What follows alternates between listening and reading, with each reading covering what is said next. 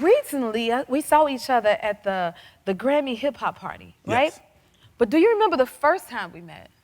I actually do remember the first time we met, which is it's a funny story. What's the story? 'Cause I don't- So it was Fashion Week, New York City. Okay. It's hot, everyone was looking beautiful. It was Beth Ann Hardison's party. I was DJing, and then our buddy, legendary Damon, came into the DJ booth. Legendary Damon. And he said, I'm gonna bring someone up to say hello. And he brought you over, and I was nervous. And I had to introduce you, and I was like, you playing music, and I was like, ladies and gentlemen, Miss Jennifer Holiday. And yeah, she looked at me, she said, huh. I did not. Stop it. Y'all, I get that all the time. Look, D-Nice, I'm either Jennifer Houston or Jennifer Holiday, and I'll be like, you know what? I mean, come on, it's Houston and Holiday. I wasn't mad. Oh, it was beautiful. I cleaned it up well. I was like, I'm just joking. Okay. Now listen, Beautiful. I gotta tell you, through the pandemic, you held it down. Thank you. Honey, me and my friends, we would get together at our friend's house, and then you pop up on the screen, and we would watch the verses. Anybody watch the verses and stuff like that? All of those moments. Like, what gave you the idea to want to do that? Well, to be honest, I had just moved to LA like 1 year before the pandemic, and I had no family and friends, so I was quarantined at home alone, and it was probably the worst feeling, but the most beautiful experience, because had I lived in New York still, there would be no CQ, there would have been no one dancing the way we did for that entire time. And I was sitting at home just trying to find ways to stay connected, opened up my laptop, turned on Instagram Live for the first time, and just started playing music and sharing stories, and just watched it build and build and build. And 5 days later, it became just like this legendary party. 5 days later. 5 days later, yes. Right. Did it even cross your mind that it would impact people the way that it did, and it would blow up the way that it did? No, I'll say this. Day 4 was the day that I thought that it was something special.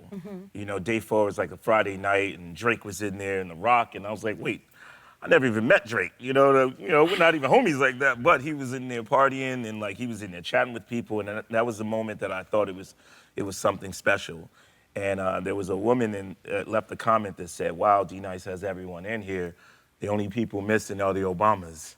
You got them too, though, right? Yeah, I woke up the next morning, I was like, all right, I'm gonna figure out how to get one of the Obamas in here. The dog, a bird, whatever. I needed someone from them. But what did you do to get them? Like, I just made a couple of calls to their team. I DJ for the Obamas, and I DJ for the Obamas. You He just slid that right in there.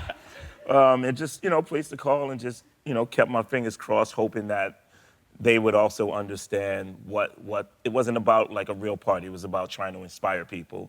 And 5 or 6 hours later, Michelle was in there, and it changed everything. That is amazing. Okay, has music always been there for you? Like the comfort, the peace, you know what I mean? What has it done for you? So music has literally been like my lifeline since I was a kid. I grew up, sleeping in like my, living rooms of my aunts and my great grandmother. And my aunt used to have like this stack of records like next to those big record players. You're too young to know about this, but it was like these big record players, like a whole unit. And she would have all of these records, and I would go through the records, and it would be like Teddy Pendergrass and Melba Moore and Diana Ross. I know who that is. Yeah, and like, and so when you fast forward to 2024, or just say 2020, when we started doing this online, to have artists that I grew up playing, like Melba Moore. I mean, she was on my IG Live every day. Oh my goodness. And Diana Ross would stop in, or Gladys Knight, and like all of these icons that I grew up loving, and their music, including the music in the '80s, just defined my life. I can't remember a time when I just didn't enjoy listening to music. And now you get to impact the world with that music. Yes. Okay, I have to ask, like, out of all those people you named, who is the person you've been most excited to meet? Like, out of, all the people you grew up listening to, like, who is that person you like, oh my God?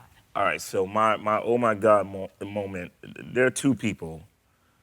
Well, actually, there are three people, but I'll keep it brief. One when I get to see Diana Ross in person, and her son invited me to a concert at the Hollywood Bowl.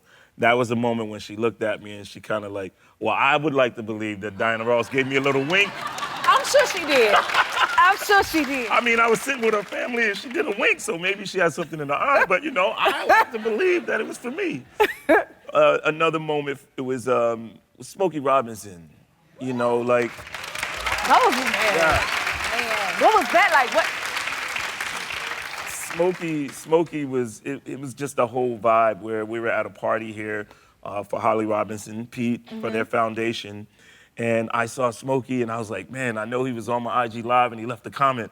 Let me just go say hi to him in person. And then I was walking towards him, he was walking towards me to say hello to me as well. And that was just, I was just in awe, like, to know that Smokey Robinson actually knows who I am, We all know who you are, but we got a few photos to show you and explain. I want you to explain what's going on in these moments, to see what okay? you have here. Hold on, let me get comfortable. Tell us, give wow. us the behind the scenes of it all. Wow. What's happening here? I actually remember that. So I'm with A Tribe Called Quest, MC Light, and this was TLC's gold release party for their first album.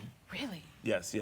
Wow, that's crazy. That's a throwback. That's amazing. Do you have this on your wall at home at all? No, I don't even have this picture. Okay, well, we'll make sure you get it. I need this.